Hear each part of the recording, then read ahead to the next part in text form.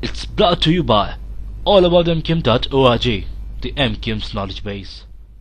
शाहिद सैयद साहब का बयान है कि कोर कमेटी पाकिस्तान पीपल्स पार्टी की और एमकेएम की जब मिल के बैठती है तो अवामी मफाद की कोई बात नहीं की जाती, इस पर कुछ रद्द-ए-अमल जाहिर करेंगे आप? मैं समझता हूं कि शाहिद सैयद साहब एक समझदार और अच्छे सियासतदान हैं और उनको इस तरह की बात नहीं करनी चाहिए।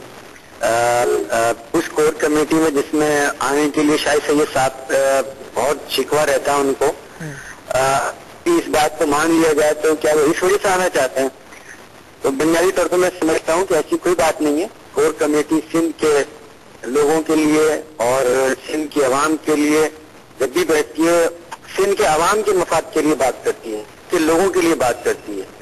और इस तरह के बयानात देना मैं समझता हूँ कि सिंध के आवाम की तौहीन है।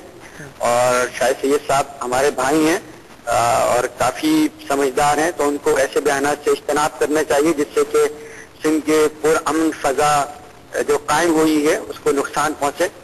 और जरूरत इस बात की कि मोहब्बत को फैलाएं, ना कि नफरतों को। सही।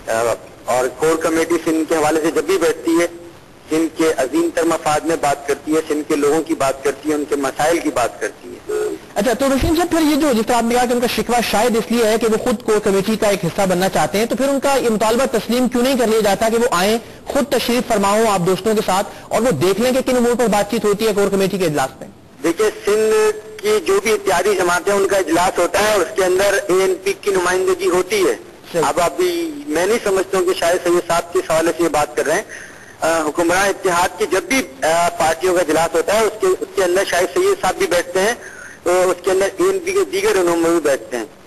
तो मैं ये समझता हूँ कि इस इशू को बहुत गलत तरीके से उठाया जा रहा है, जो मैं समझता हूँ मुनासिब नहीं है। मुल्क इस वक्त एक नाजुक सूरत हाल से गुजर रहा है, उसके अंदर गैर जरूरी इशूज को और सियासी शोबेबाजी को हमें बंद करना चाहिए और जिम्मेदार सियासत की जरूरत है, ना कि शोबेबाजी की जाए। आपका बहुत शुक्रिया, हमारे साथ मौजूद थे मुत्तहिदा कौमी मूवमेंट की राब्ता कमेटी के रुकन जनाब वसीम आफ्ताब।